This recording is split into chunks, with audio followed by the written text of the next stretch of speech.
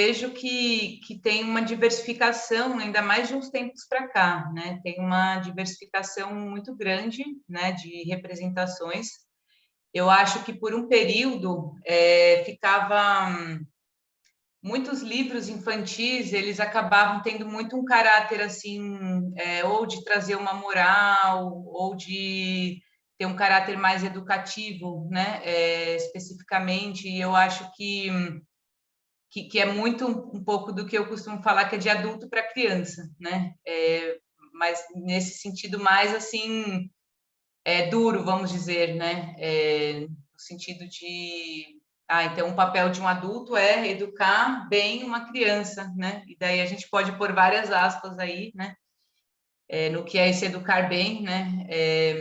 Mas eu acho que de uns tempos para cá, cada vez mais isso, eu acho que o ECA, né, o aparecimento do Estatuto da Criança e do Adolescente e essas novas formas de pensar a infância, né, não só a criança como um adulto, né, em miniatura, eu acho que tudo isso contribuiu bastante para diversificar essas representações, né, da criança e principalmente pensando assim nessas várias realidades, né, que as crianças vivem, né? Então, que eu acho que ainda é um pouco restrito, principalmente pelo fato de que, né, quem que escreve, quem são os escritores e as escritoras, né? Muitas vezes são pessoas que têm acesso ao estudo, né? São pessoas que têm certo tipo, né, de origem étnico, né, social. Então, a gente sabe que isso está mudando, né? Cada vez mais tem tido espaços, né, para de diversas escritoras, escritores, mas a gente sabe que ainda o que predomina, né? Então, por exemplo, outra coisa que predomina é uma realidade urbana, né? Porque muitas editoras, inclusive, estão, né, em espaços urbanos. Então, isso eu vejo que é um grande desafio também, né? Porque a gente acaba, principalmente nos livros infantis, né, que muitas vezes demanda de um dinheiro para publicar, porque são livros que têm muita ilustração, então são publicações caras, muitas vezes, né? Então, cria-se uma dependência, né, desse mercado editorial que acaba, né, priorizando também, né, ou então por costume, por hábito, não sei, né, atendendo a certas representações de infância que estão mais ligadas, né, à cidade, que estão mais ligadas, né, a também um imaginário, às vezes, do adulto sobre a criança, né, que isso eu acho que também, às vezes, pode ser um pouco, né, sabe, às vezes um adulto fala para a criança, não, lê esse livro porque você precisa aprender isso, né? Mas por que não só ler um livro para dar risada, para sentir prazer na leitura, né? Mas eu acho que cada vez está sendo, né, mais diversificada essa representação da infância, né, com diferentes realidades, né? Daí já trazendo um pouco para a minha área mais também das literaturas indígenas, né? Então a gente tem aí diversos livros infantis que trazem personagens que vivem em aldeias, né, que vivem em outros lugares, assim, né, que daí aproxima um pouco dessas diversas realidades que as crianças, né, vivem, principalmente num país como o Brasil, que é muito diverso, né.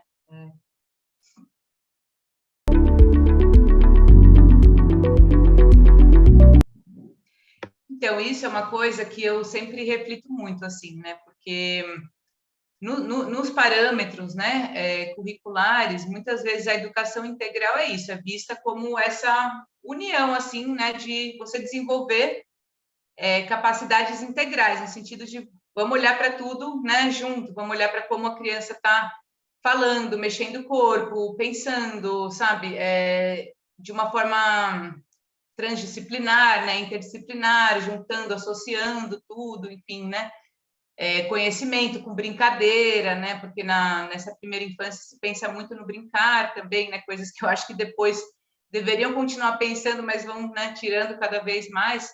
Mas ainda nessa fase, né, se fala muito, né, do cuidar, educar, brincar, né? Então eu acho que assim é uma proposta muito importante, mas no formato que a gente tem muitas vezes de escola, né, principalmente escolas, essas escolas assim que são só um prédio, né, muitas vezes não tem um espaço para as crianças estarem mais à vontade, né? Então, eu acho que fica muito difícil pensar numa educação integral, né?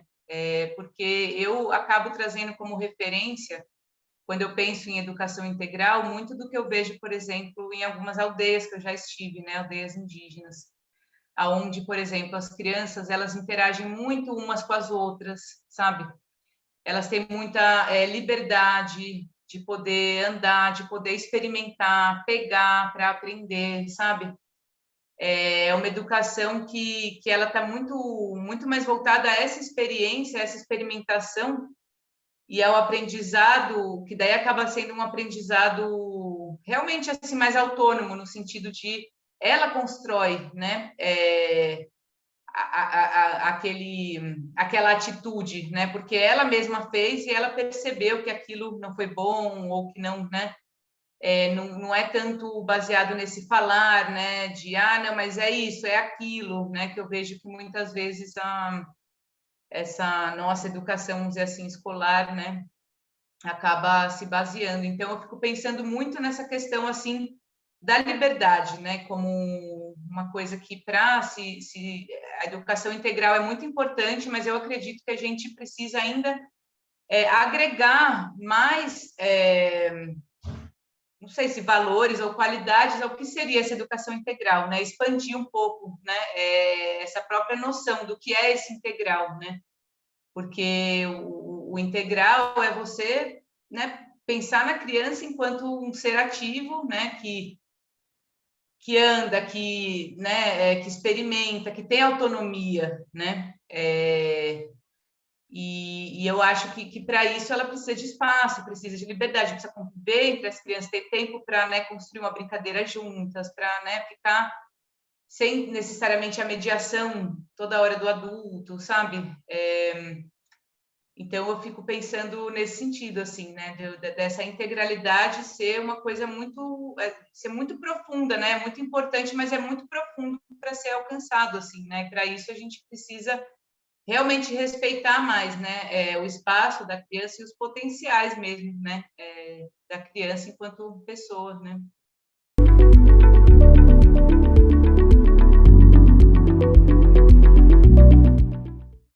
Então, como eu estava falando com vocês, né, para mim é importante, muito importante pensar na literatura, principalmente para criança, né, nesse sentido do oral e do escrito, sabe? Então, para mim, quando eu penso em literatura, é claro que, assim, tradicionalmente a literatura está associada, né, à palavra escrita, mas só que a literatura oral, ela existe há milênios, né? Há muito mais tempo do que a literatura escrita. Então, principalmente para criança, eu acho que a gente tem que pensar, né, literatura oral e literatura escrita, e nesse sentido, já começa, por exemplo, em casa, né? Quando ela começa a ouvir histórias, né, dos familiares, seja a história, às vezes, né, da mãe, do pai, que vieram de uma cidade para outra, que migraram, ou dos avós que moravam na roça, sabe? Então, assim, essas histórias, elas já vão fortalecendo a identidade, né, da criança, porque ela vai construindo esse sentimento de pertencimento dela, né, a partir dessa literatura, né? E daí, se a gente for também olhar para a literatura, né, que está nos livros, agora sim também dos livros, eu acho que tem um potencial muito grande também, né, na construção dessa identidade da criança, porque a criança, muitas vezes, ela sente uma coisa que, às vezes, ela também não sabe expressar direito, né?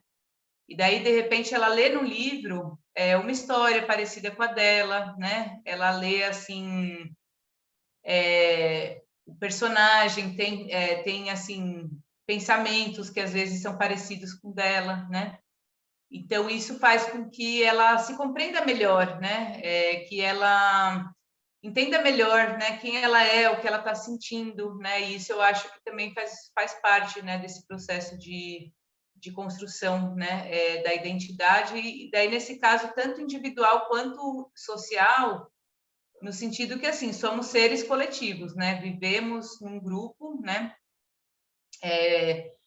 e a gente, principalmente na infância, a gente não tem muita consciência, né, do lugar que a gente faz parte, né, a gente está entre os nossos, cresce ali entre os nossos que cuidam da gente, né, mas só que eu acho que um livro, ou uma história, né, a literatura, ela pode mostrar isso, né, pode contextualizar aonde você está, de onde você vem, né,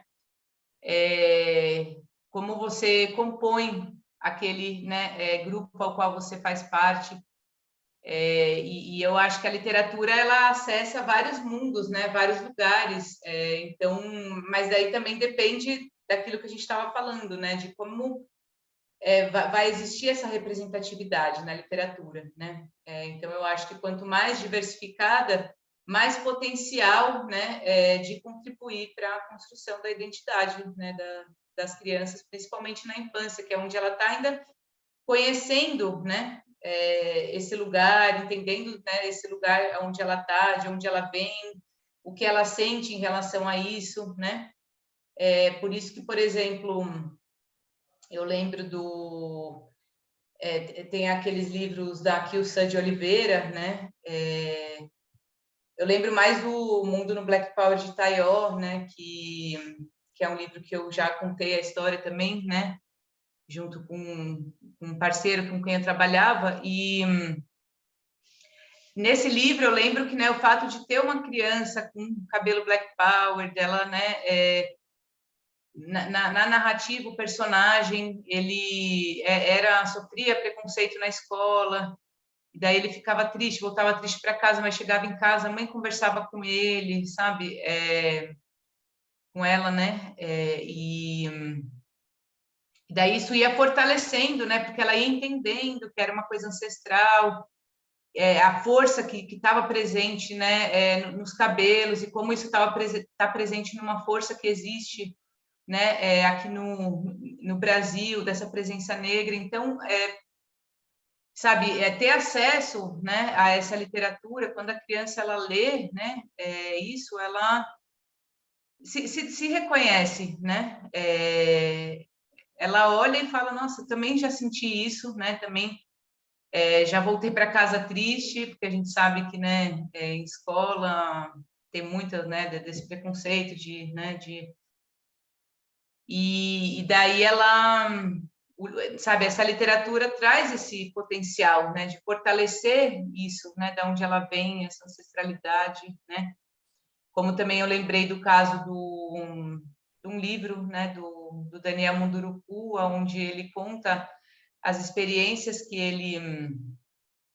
ele teve quando ele foi para uma escola na cidade, né, ele saiu da aldeia, né, e ele foi para uma escola em Belém do Pará, se eu não me engano, e daí ele dizia, né, nossa, mas lá na escola todo mundo tinha a minha cara, mas todo mundo ficava me xingando, né, de índio, né, como porque eu tinha vindo do interior, porque eu tinha, né, então esse tipo de preconceito que daí ele e nesse livro ele até fala, ele reverte essa tristeza, né, e esse sentimento assim de se sentir, né, discriminado, enfim, ele reverte isso numa busca pela identidade, né? Então, peraí, deixa eu olhar para se me chamam de índio, por quê? Então, deixa eu entender. Por quê? O que é ser índio, né? Por que estão me chamando disso? E vai atrás disso, né?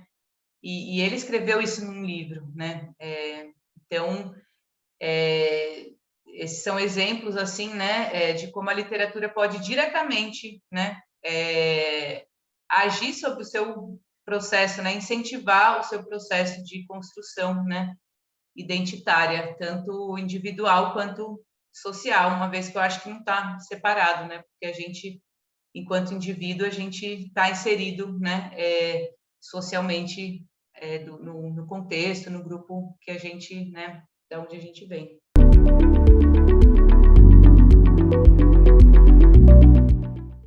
Então, para mim, tem a ver exatamente com isso, assim, dela poder ouvir, né, uma história que fale dela mesma, assim, né, no sentido de que traga uma história que ela consiga se identificar com o personagem, né, com o enredo da história. Então, é um pouco do exemplo que eu estava dando, né? Por exemplo, o Taió, né? É o personagem que é o próprio Daniel Munduruku, né? Então, são personagens que representam ali, né? Certos grupos, né? De crianças que, né? Elas vão ver aquela história e elas vão se ver, né? Naquilo. Então, por exemplo, aquilo que eu estava conversando antes, né? Da gente iniciar a gravação, que muitas vezes acaba as histórias, né, principalmente na literatura infantil, acabam trazendo uma realidade muito do contexto urbano, né, pelo próprio localidade, né, das editoras, enfim. E isso é uma coisa que, para quem vive, né, no interior, no campo, né, no espaço rural, por exemplo, né, talvez não tenham o mesmo tipo de identificação, né? Não tem o mesmo tipo de sentimento de representatividade do que se ele lesse uma história que falasse, por exemplo, né, da realidade de uma criança que vai ajudar os pais, né, a ordenhar uma vaca, por exemplo, né, enfim, plantar, né? Então, são várias realidades, né, que eu acho que acaba não tendo tanta amplitude exatamente por conta dessas questões, né? Tanto de quem são os escritores e escritoras, né? Hoje que tem acesso, né? Ao mercado editorial, né? Da onde vêm essas pessoas? Porque querendo ou não, eu não estou dizendo que a gente não pode, enquanto escritora, né? Ser múltipla, escrever sobre diversas realidades, né? Mas só que é uma coisa que a gente acaba atendendo para nossa experiência, né? Então, eu acredito que assim, realmente, né, fala-se muito da importância de estar representado ali, né, na literatura, mas só que eu ainda acho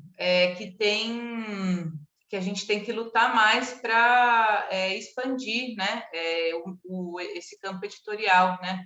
Isso já vem acontecendo em vários movimentos, né, culturais das periferias e hoje em dia está mais fácil, né, a publicação, o acesso, né, a produção do livro está mais acessível e inclusive a leitura também, né? A gente, se a gente olhar até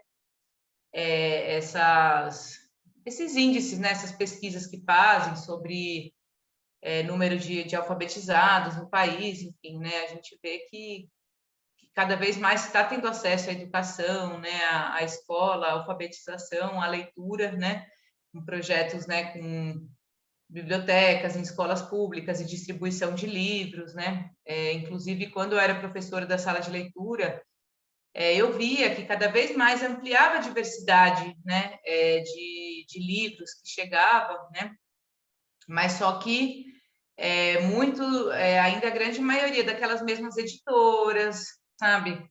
Daqueles autores mais, né, autores e autoras mais conhecidos, que já têm nome na praça, né? Então, eu acho que para a gente realmente, né, alcançar essa maior representatividade, né, na literatura, a gente precisaria expandir um pouco isso, né? Esse mercado editorial e a circulação de livros que já são produzidos de forma independente, né? Teriam que ter mais apoios, incentivos para artistas, né? Autores, autoras mais independentes e também para publicar e circular mais esses livros, né? Porque daí isso eu acredito que aumentaria, né? Esse potencial, né? De representatividade.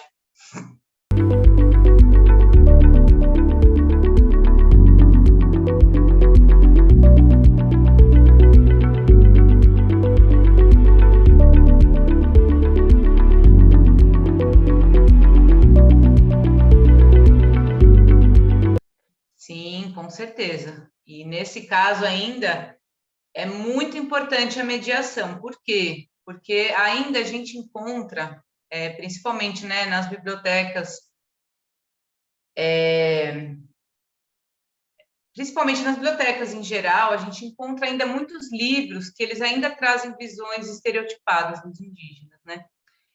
Então, a gente sabe que cada vez mais, né, estão aumentando as produções, né, de livros que são muitos autores indígenas, né, autoras indígenas, que isso eu acho também, né, que é muito importante, mas também de autores não indígenas, mas que tem um comprometimento, né, que tem ali, né, realmente, né, uma aproximação ou uma pesquisa, né, que vão trazer um material legal, mas nem sempre foi assim, até porque mudou muito o pensamento, né? Então, por exemplo, você tem livros que às vezes reproduz bem esse imaginário, assim, né, do índio, para começar com esse nome, né, que não, índio não significa nada, né, tanto que agora, recentemente, os indígenas conseguiram mudar o nome do 19 de abril, em vez de Dia do Índio, é Dia dos Povos Originários, né. Então, são pequenas coisas, né, que fazem muita diferença quando a gente pensa na reprodução desses estereótipos e preconceitos, né. Então, por exemplo, a própria palavra índio, como eu falei, a palavra tribo, né, que remete a uma coisa mais de tribal, de atrasado, de selvagem, que é todo, né, esse preconceito que foi construído historicamente por os indígenas desde a colonização. Então, a gente tem muitos livros que ainda trazem visões como essa, né? Então, o índio na sua tribo, né? E daí se pauta muito numa visão de um indígena genérica, né? Como se indígena fosse tudo a mesma coisa, sendo que a gente tem mais de 300 povos, né? No país.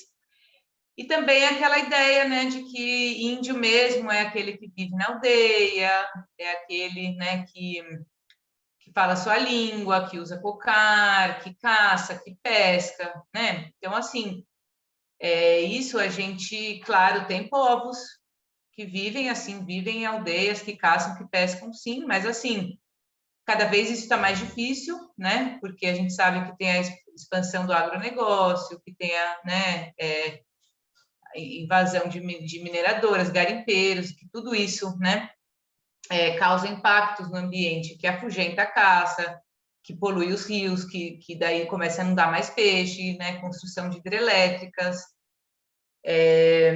que altera todo o ecossistema, né? Então, assim, para mim é uma coisa muito contraditória, né? É como se assim você não conseguisse entender, né?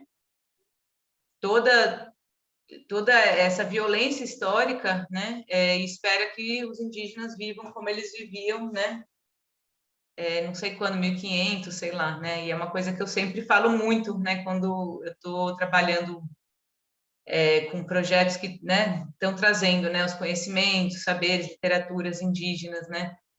Os indígenas vivem em 2022 como nós, como qualquer um de nós, sabe? Então, assim, vamos criar, né, ilusão de que, sabe? E é uma coisa muito, né, fechada, assim, né? Que eu acho que é isso, se aprende desde a infância, é uma imagem, eu acho que é um imaginário, né, que você aprende na infância e reproduz, assim, né? E depois fica muito difícil quebrar, por isso que eu acho que na infância é o principal momento para se construir uma nova visão, porque a criança, ela está aberta, né? Se a gente for ver, por exemplo, a criança, né, tem até várias pesquisas, estudos, né, que mostram que a criança, ela, por si, ela não tem preconceitos, ela aprende, né, a ser preconceituosa, assim, né? E eu acho que isso acontece muito, né, com esse imaginário, né, sobre quem é o índio, né? É por isso que eu acho que uma mediação é muito importante, né, da literatura, porque quando se tem uma boa mediação, você tanto vai conseguir, se você se deparar com um livro que às vezes não tem outros tipos, né? Infelizmente, como eu falei, agora que está expandindo mais, que a gente está tendo acesso a uma diversidade maior. Mas se você só encontrar um ou dois livros que têm referência aos indígenas, que vão trazer essas visões estereotipadas, por exemplo, a mediação vai ser fundamental. Você parte daquilo, mas só que você fala, ó, mas isso, não, mas, sabe, trazendo novas visões, assim, né? E mesmo quando é uma história, como a que eu estava contando, por exemplo, do Daniel Munduruku, né? Que tipo de experiências as crianças sentem também, né? Elas têm ancestralidade indígena, por exemplo, né? Como é narrado isso na sua família, né? Tem preconceito? Enfim, né? Então, eu lembro de um projeto que eu fiz quando eu dava aula, né, lá na sala de leitura, numa escola municipal, que era sobre as histórias, contos populares, né, chamados de folclóricos. E a gente sabe o quanto que essas histórias têm origens nas histórias indígenas, né, na própria mitologia, espiritualidade indígena, né, não só indígena, né, mas nesse caso eu estava trabalhando, né, com essas histórias e estimulando as crianças a pesquisarem histórias que elas já tinham ouvido com os familiares, né, sobre esses personagens, a mula sem cabeça, né, o curupira, o saci, enfim, né. E daí foi um projeto muito legal, porque daí é isso, as crianças, junto com o aprendizado dessas histórias, elas iam aprendendo tanto essa memória familiar, né, do trajeto familiar, quanto também, assim, levando a sério, porque, assim, para mim, essas histórias, elas são uma forma de ensinar, né, também. Então, por exemplo, quando você vê o Curupira, ele ensina a como você se comportar, respeitar a mata, né?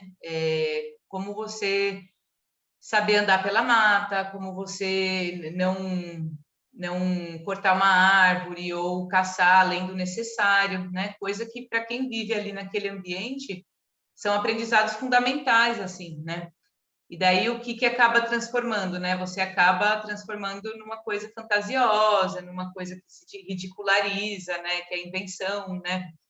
Fantasia. Então, são formas de, né, levar a sério essas histórias e esses conhecimentos também. Mas eu estou falando tudo isso por conta da mediação, né? Eu vou longe, gente. Eu vou indo longe.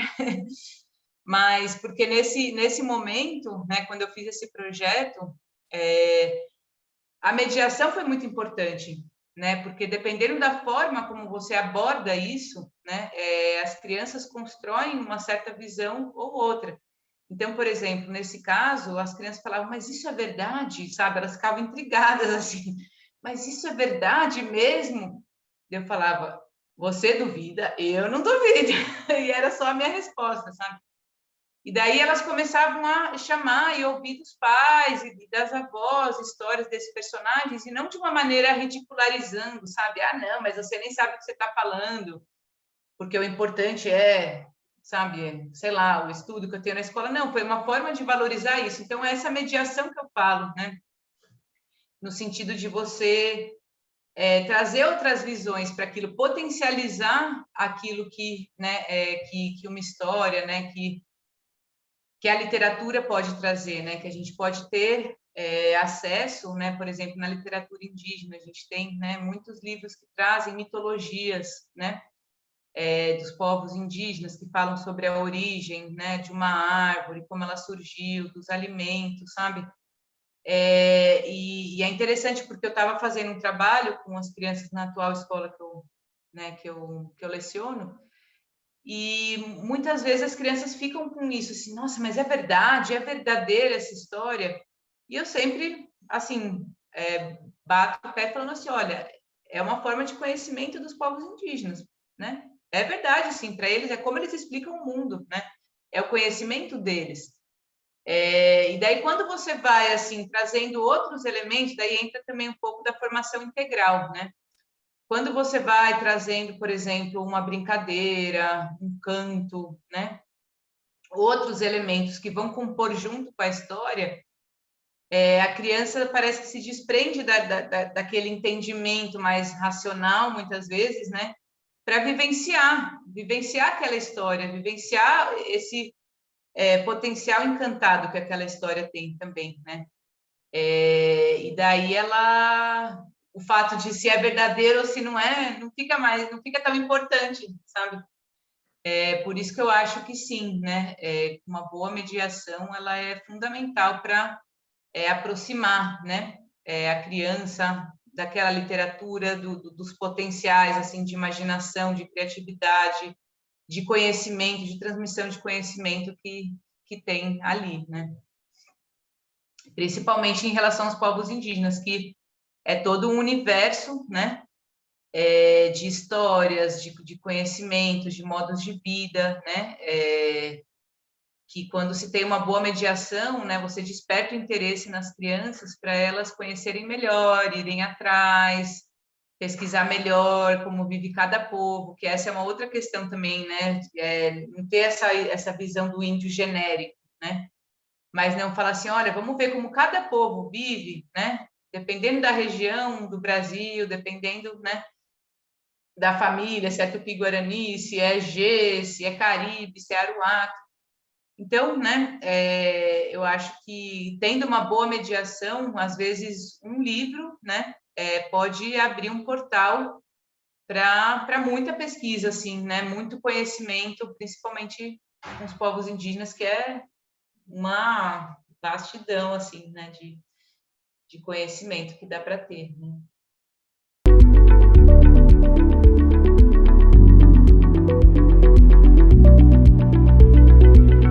Então, eu acho que, primeiramente, é importante, assim, seguir, sabe, procurar se atualizar nas informações, porque a gente sabe que, muitas vezes, o que a gente vê é sendo reforçado esses discursos, né, que criminalizam, né, os povos, assim, como se eles fossem preguiçosos, como se quisessem muita terra para não produzir, como se fossem improdutivos, né? Como se eles fossem o atraso, né, do país. Então, a gente sabe que tem muito esse discurso, e se a gente não tomar cuidado para a forma como a gente está olhando, né, a gente pode reproduzir esses discursos, e esses discursos são os que matam indígenas, matam lideranças indígenas, matam apoiadores, né? Então, eu acho que pensando, né, nessa instrumentalização para a resistência, é muito importante a gente aumentar a escuta, né?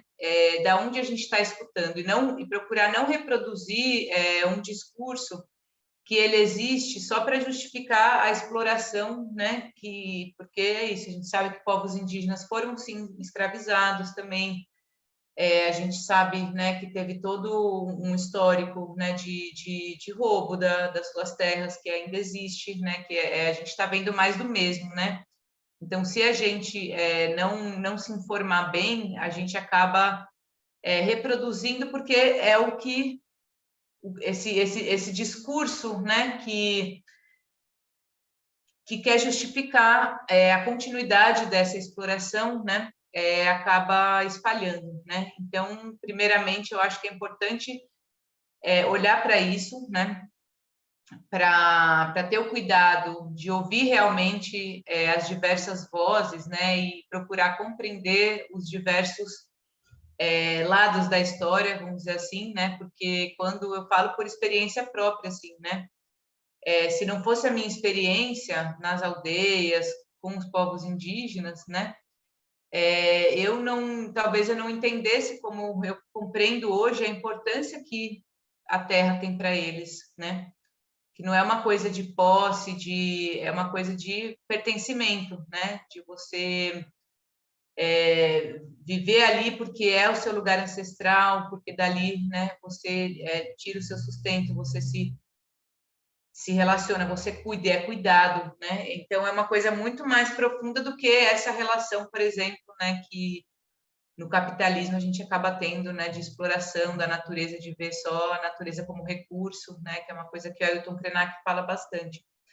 Então, eu acho que que ter esse cuidado, né? Ter esse cuidado para ter essa resistência. É importante ouvir essas vozes, né, que têm falado cada vez mais e não fechar os olhos para toda essa violência, né, que acontece em relação aos povos indígenas, inclusive a violência de dizer que não é mais indígena quando está na cidade, quando tem celular e essas coisas, que isso, é como se estivesse, né, tirando a identidade, né?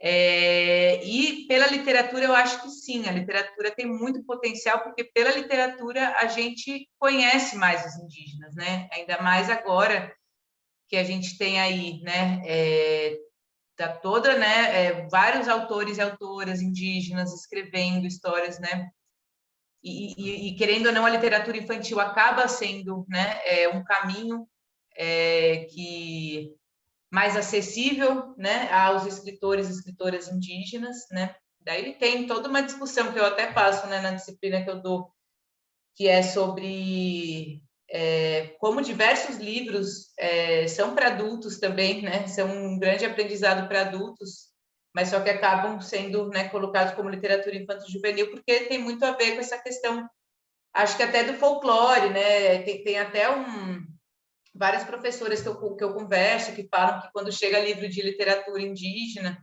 acaba entrando como folclórico, sabe? Então, assim, tem muitas questões ainda que precisam ser discutidas, né? Mas eu acho que a literatura, ela possibilita você chegar ali, né? Você ouvir ali o relato, igual eu lembrei de um livro do Olívio Jecupé, que é um escritor, né, da aldeia, acho que ele vive atualmente em Crucutu, né, Parelheiros, São Paulo, e ele tem um livro que ele fala, né, de um menino da cidade que vai conhecer a aldeia, sabe? Daí ele conta todo o caminho, né? Como que ele apresenta a aldeia para esse menino, sabe? Da cidade. Então, poxa, olha aqui, né? Que acesso importante, né? Você pelo livro ali, pela literatura, você consegue visitar, né? Adentrar ali por uma aldeia sendo narrado por um escritor indígena, né? Então, eu acho que isso nos aproxima, né? Nos aproxima dessas realidades, dessas vozes, né? Então, eu acho que a literatura tem um potencial muito grande, sim, para possibilitar esse maior conhecimento, a aproximação, né, com os indígenas, com a presença indígena tão forte aqui no Brasil.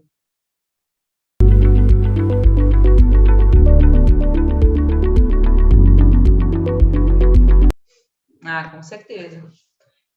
Eu acho que o que eu já respondi mesmo, né, que é isso, você tem acesso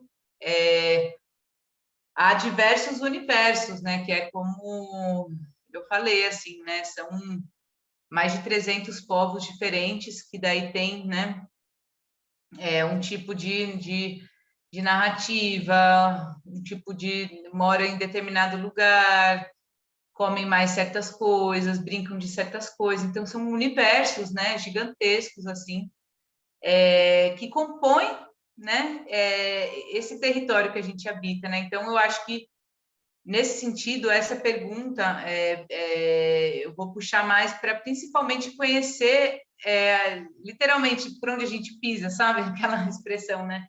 Entender por onde a gente caminha, porque eu acho que não dá para a gente continuar, né?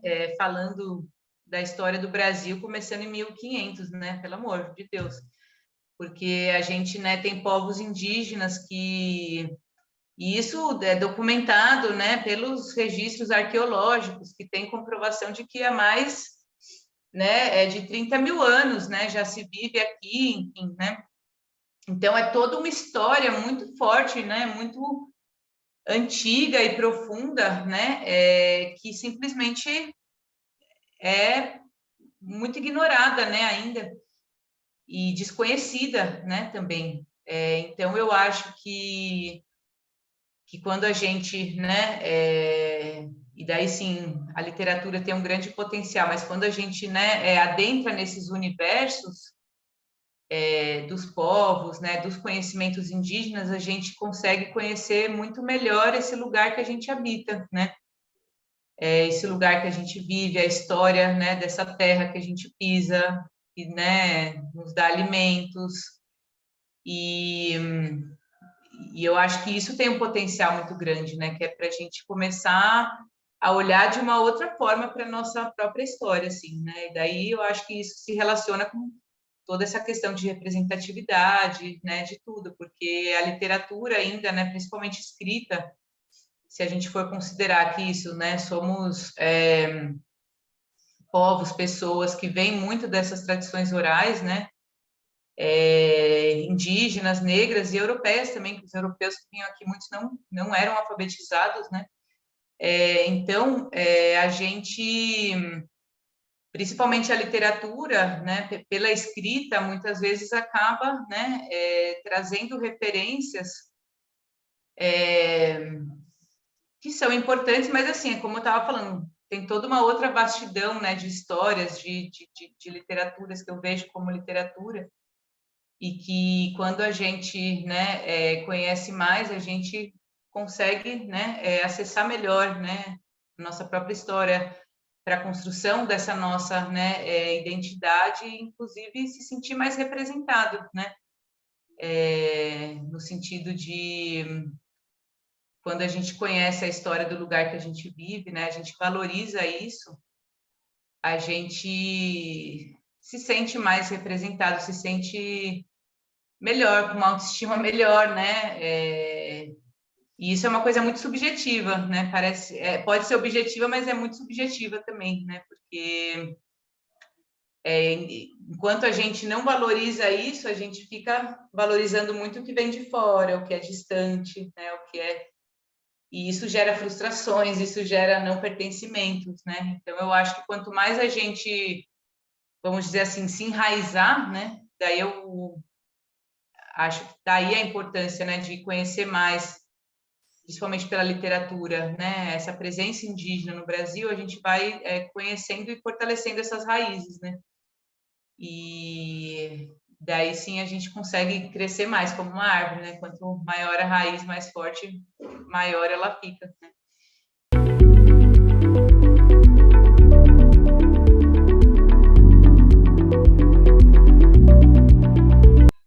Então, eu acho que, né, como eu estava falando, a gente deveria, né, repensar a própria forma como a gente começa a tratar do que é o Brasil, né? E porque muitas vezes a gente, né, vai falar dos indígenas quando a gente fala, né, para chegar no Pedro Álvares Cabral, né? Então, é sempre relacionado a isso, né? Então, eu acho que a gente precisa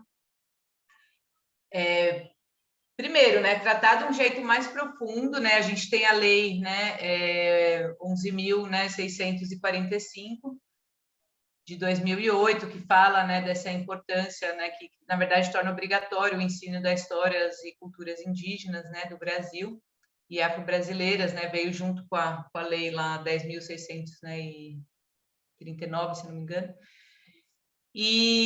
Mas assim, pelo que eu vejo, pela minha experiência com a atuação, né, para efetivação mesmo, né, dessa lei, de realmente assim, de já há muitos anos eu venho trabalhando com a penetração, né, desses conhecimentos e temáticas indígenas nos currículos escolares, e eu vejo que assim, não dá para também assim tratar só como um conteúdo, sabe? É importante a gente olhar isso de maneira mais profunda. E daí eu acho que o caminho é trazendo isso para perto de nós, como eu estava falando dessa questão das raízes, né? Como também a partir de novas metodologias de ensino, né?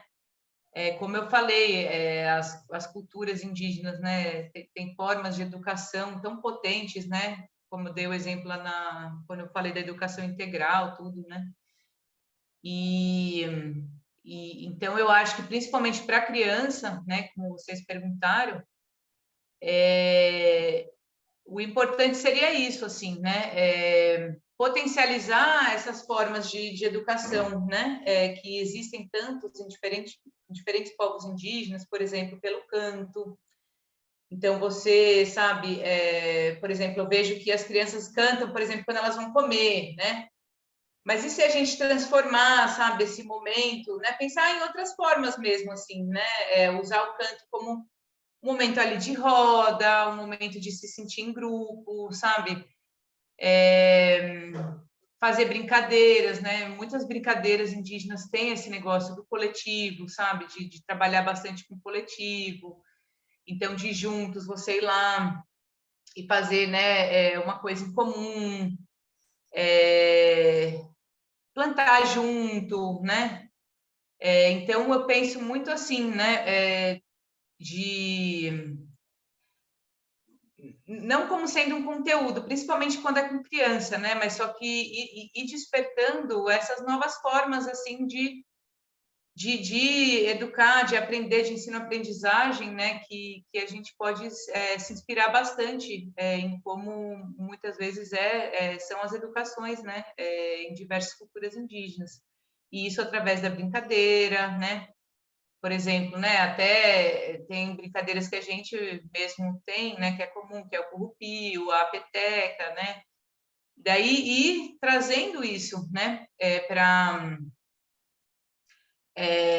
como mostrando as origens dessas brincadeiras, né? Alimentos que a gente come, então vai lá, vai fazer uma pipoca com as crianças.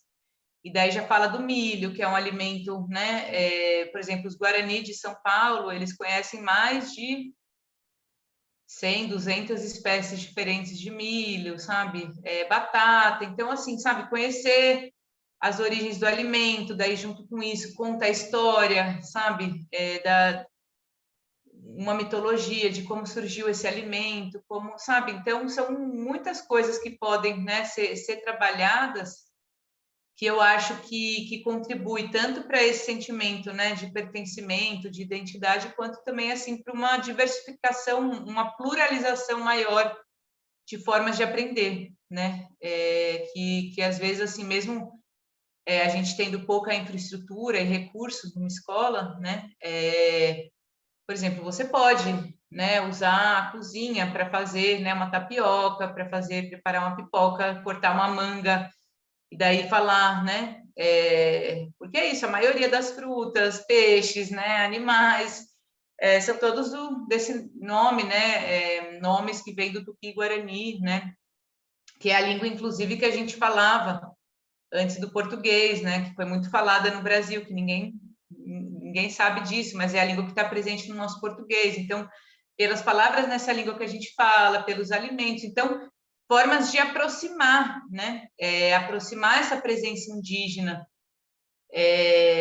de nós e por essa maneira, assim, né? Experimentando, fazendo, né?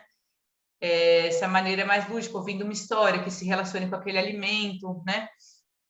Que eu acho que isso se aproxima um pouco do que eu estava falando dessa integralidade, né? Da educação, da formação da criança que eu reparei, né, nas aldeias por onde eu já andei também, né?